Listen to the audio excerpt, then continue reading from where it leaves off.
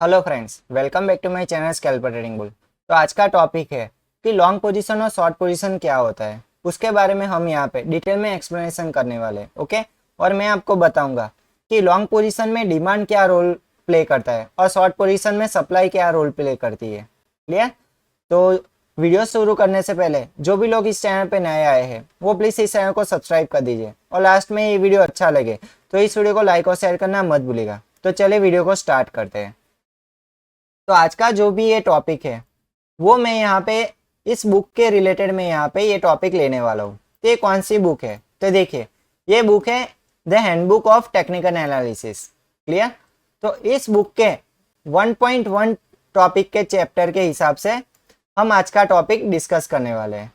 ये बड़ी ही interesting book है क्योंकि यहाँ पर नए ट्रेडर्स के लिए एक नई नई यहाँ पे बेस टू टॉप, मतलब कि बेसिक से लेके एडवांस तक यहाँ पे पूरी नॉलेज यहाँ पे एक ही बुक में दी गई है। क्लियर? तो चलिए आज के इस टॉपिक का हम यहाँ पे समरी डिस्कस करते हैं, जो है main objective of technical analysis, और उसी के अंदर आता है लॉन्ग पोजीशन और शॉर्ट पोजीशन। क्लियर? तो चलिए हम इसको पहले यहाँ पे समझते हैं। तो देखिए, फर्स्टली क्या होता है कि जो भी स्टॉक्स प्राइस होता है उसको मैं यहाँ पे एक एग्जांपल लेके आपको सिंपल तरीके से बताता हूँ। तो देखिए, तो यहाँ पे मैं एक एग्जांपल लूंगा पहले ह्यूमन लाइफ का, क्योंकि वहां से मैं आपको चीजें रिलेट करके बताऊंगा practically. Clear? Left hand side पर है ह्यूमन की जर्नी, राइट हैंड साइड पे है किसी भी कंपनी के स्टॉक्स की जर्नी। क्लियर? तो यहाँ पे मैं XYZ कंपनी का स्टॉक्स लेने वाला हूँ और यहाँ पे मैं एक ह्यूमन लाइफ की जर्नी लेने वाला हूँ। क्लियर? चलिए, तो यहाँ पे मैं एक्स पे क्या लूंगा? तो एक्स पे मैं यहाँ पे एक टाइम ले लेता हूँ। चलिए, दोनों साइड में यहाँ पे एक्स पे क्या लूंगा? टाइम लूंगा। क्लियर? और यहाँ पे ह्यूमन साइड में वाई पे क्या लूंगा? उसकी लाइफ ले लेता हूँ। चलिए, वैसे ही स्टॉक्स के बारे में हम यहाँ पे क्या लेंगे? प्राइस लेंगे। क्लियर? चलिए, तो देखिए, ह्यूमन जहां से बॉर्न होता है वहां से टाइम के हिसाब से उसकी लाइफ में क्या आता है? चेंजेस आते हैं। क्लियर? उसकी बॉडी में ग्रोथ होता है, उसकी मेंटालिटी में चेंजेस आते हैं। क्लियर? उसके बिहेवियर में भी चेंजेस आता है। किसके अकॉर्डिंग? तो के टाइम के अकॉर्डिंग। वैसा ही स्टॉक्स में होता है। स्टॉक्स में कहाँ पे चेंजेस आता है? तो के प्राइस में।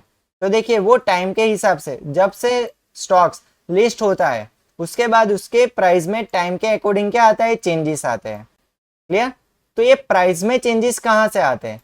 तो कि उसके डिमांड और सप्लाई के हिसाब से। और ह्यूमन के लाइफ में चेंजेस कहाँ से आते हैं? उसकी रिक्वायरमेंट के हिसाब से। अंडरस्टैंड? अब आपको चीजें कुछ क्लियरिटी के साथ दिखने लगी होगी। क्लियर? कि स्टॉक प्राइस में चेंजेस कहाँ से आते हैं। तो देखिए, जब भी किसी स्टॉक्स का प्राइस में चेंज होता है तो वो नॉर्मली डिमांड और सप्लाई के हिसाब से उसके प्राइस में चेंजेस आता है। क्लियर? तो चलिए जाते हैं हम पहले थियोरिटिकल बेस पे। तो यहाँ पे मैं इस वीडियो को, अगर आपको ये टॉपिक थियोरेटिकल रीड करना है तो इस वीडियो को आप पॉज करके पढ़ लीजिएगा। क्लियर? तो यहाँ पे मेन टॉपिक पे ही आता हूँ, हम इसको पहले समझेंगे। क्लियर? तो यहाँ पे क्या बताया गया है? यहाँ पे बताया गया है फर्स्ट डिमांड एंड सप्लाई। जैसे कि मैंने बताया कि किसी भी स्टॉक्स के प्राइस में कहाँ पे चेंज आता है? तो कि डिमांड और सप्लाई के हिसाब से उसमें चेंज आता है। तो देखिए, स्टॉक्स क्या होता है? अल्टीमेट एक प्रोडक्ट होती है। कोई भी कंपनी अपनी प्रोडक्ट को सेल करके ही अपना प्रॉफिट निकालता है। क्लियर? उससे उस कंपनी की ग्रोथ दिखती है। ओके, तो देखिए, उसकी प्रोडक्ट कब बिकेगी? जब मार्केट में उसके लिए डिमांड बढ़ेगी तभी उसकी प्रोडक्ट बिकेगी। क्लियर? और उसकी प्रोडक्ट कब नहीं बिकेगी? जब मार्केट में सप्लाई बढ़ जाए। मतलब कि समझिए कि मार्केट में कहाँ पे पेन बन रही है, जो लिखने वाली पेन आती है वो यहाँ पे बन रही है। तो कोई भी एक कंपनी, उसकी पेन की यहाँ पे सप्लाई ज़्यादा है, मतलब कि उसकी कॉम्पिटिशन यहाँ पे ज़्यादा है, इसलिए उसकी प्रोडक्ट कम बाई हो रही है नई कंपनी की। क्लियर? उसी वजह से उसकी सेल में क्या आता है? यहाँ पे डाउनग्रेड देखने को मिलता है। क्लियर? उसी वजह से उसको क्या होता है? लॉस होता है, और उसके लॉस की वजह से उसका जो भी स्टॉक प्राइस होगा वो क्या होगा? यहाँ से गिरेगा। क्लियर? चलिए, तो यहाँ पे डिमांड में एक और टर्म है जो है लॉन्ग पोजीशन। जैसे कि मैंने वीडियो के स्टार्टिंग में ही बताया था कि लॉन्ग पोजीशन और शॉर्ट पोजीशन क्या होता है। तो देखिए, डिमांड से आता है लॉन्ग पोजीशन, मतलब कि जब भी डिमांड ज़्यादा होती है तब लोग यहाँ पे बाई करके बैठ जाते हैं, और उसको क्या कहते हैं, इन्वेस्टमेंट कहते हैं। तो वो किस तरीके से बाई करते हैं, तो यहाँ पे दो टाइप से लोग बाई करते हैं। फर्स्ट होता है buy low and sell high, clear. Second होता है सेल टॉप।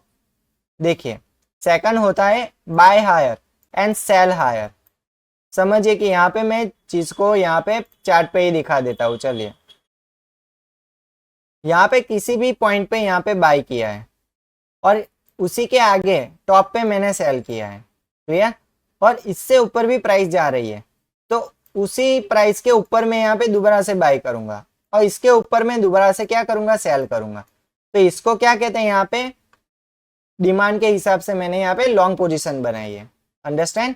चले, उसी तरीके से आता है यहाँ पे शॉर्ट पोजीशन।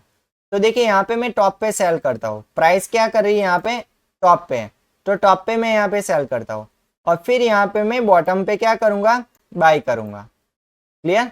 और उसी के बाद यहाँ पे और भी प्राइस गिर रही है तो फिर मैं क्या करूंगा, यहाँ पे दोबारा से यहाँ पे मैं सेल करूंगा और दोबारा से उसके नीचे मैं यहाँ पे दोबारा से क्या करूंगा, बाई बैक करूंगा। तो इस पोजीशन को क्या कहते हैं, शॉर्ट पोजीशन कहते हैं, क्लियर।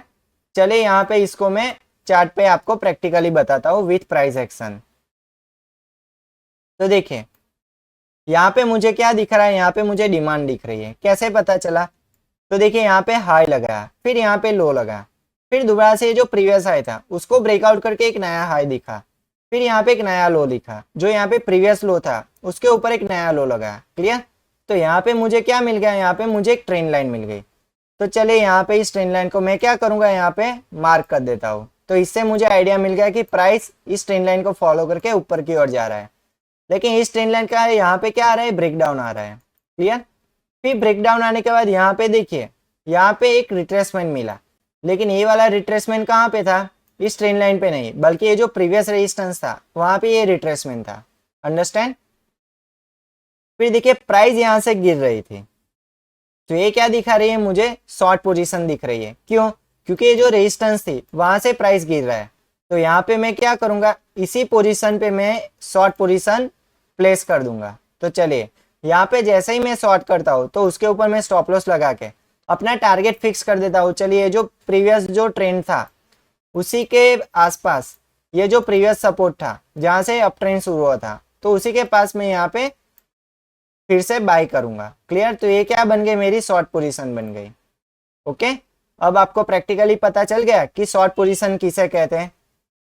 और इसको और भी ज्यादा कंटिन्यू करना है तो देखिए, प्राइस यहाँ पे टच हो गया, फिर दोबारा से प्राइस और भी ज्यादा नीचे गिर रही है। तो इस कॉन्सेप्ट में मैं क्या करूंगा, फिर से मैं यहाँ पे सेल कर दूंगा और फिर से इसके बॉटम पे मैं दोबारा से यहाँ पे बाय बैक कर दूंगा। तो इसको क्या कहते हैं, शॉर्ट पोजीशन कहते हैं। अंडरस्टैंड। अब बात करते हैं लॉन्ग पोजीशन के बारे में। तो देखिए, यहाँ पे एक अच्छा सा बेहतरीन यहाँ पे एक एग्जाम्पल मुझे दिख रहा है। देखिए, यहाँ पे मुझे क्या दिख रही है, डिमांड दिख रही है, और यहाँ पे मुझे क्या दिख रही है, यहाँ पे डिमांड दिख रही है, क्लियर। तो इसी डिमांड में मैं यहाँ पे लॉन्ग पोजीशन बना सकता था। कैसे बना सकता था, तो देखिए, जैसे कि यहाँ पे प्राइस अप ट्रेंड मेरे को दिख रहा था तो यहाँ पर मैं बाय करता। क्यों बाय करता, क्योंकि प्रीवियस ये जो रेजिस्टेंस था उसी के पास यहाँ पे प्राइस कंसोलिडेट कर रहा था और उसी लेवल को यहाँ पे ब्रेकआउट करने की कोशिश कर सकता था। तो यहाँ पे मैं बाय करके अपर साइड यहाँ पे मैं सेल करता, क्लियर। तो ये छोटी सी मेरी लॉन्ग पोजीशन बन जाती। फिर यहाँ से मार्केट गिर रही है क्योंकि यहाँ पे सप्लाई ज्यादा हो गई, क्लियर। फिर दोबारा से यहाँ पे डिमांड बढ़ने लगी मार्केट में, तो अब मैं क्या करता, दोबारा से यहाँ पे मैं बाय करता बॉटम पे और दोबारा से मैं यहाँ पे टॉप पे सेल करता, क्लियर। तो ऐसे डिमांड और सप्लाई के अकॉर्डिंग हम लॉन्ग और शॉर्ट पोजीशन को यूज करके अच्छा सा हम एक इन्वेस्टमेंट कर सकते हैं, क्लियर। तो उस केस में क्या होता है, हमारी डिमांड में भी प्रॉफिट होता है और सप्लाई में भी प्रॉफिट होता है, लेकिन पोजीशन अलग होती है। यहाँ पे जो पोजीशन होती है वो लोअर पे बाय करते हैं और हायर पे हम सेल करते हैं, लेकिन उसमें उल्टा होता है। यहाँ पे हम हायर पे सेल करते हैं और लोअर पे क्या करते हैं, बाय करते हैं। तो इसका मैं एक आपको प्रैक्टिकल एग्जांपल देता हूँ।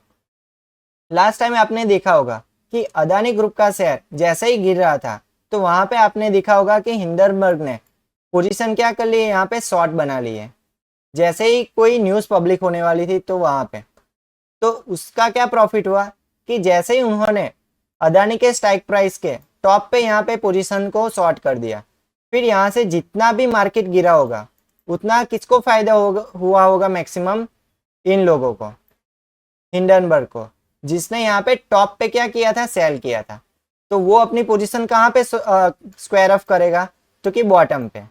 जैसे ही उसको लगे कि यहाँ पे डाउन ट्रेंड खत्म हो चुका है तो वहां पे वो वापस से क्या करेगा, यहाँ पे बाय बैक कर देगा। क्लियर? तो उससे उसका मार्केट भले ही गिर रहा है लेकिन उसका जो भी प्रॉफिट है वो इंक्रीज हो रहा होगा। अंडरस्टैंड? तो आई होप आपको आज का ये वीडियो ज़्यादा ही इंटरेस्टेड लगा होगा और इस वीडियो के माध्यम से आपको पता चला होगा कि लॉन्ग पोजीशन क्या होती है और शॉर्ट पोजीशन क्या होती है। अंडरस्टैंड? तो लास्ट में अगर आपको ये वीडियो अच्छा लगे तो इस वीडियो को लाइक और शेयर करना मत भूलेगा और इस चैनल को सब्सक्राइब करना भी मत भूलेगा। तो मिलते हैं अगले नए इंटरेस्टिंग टॉपिक पे, तब तक के लिए गुड बाय।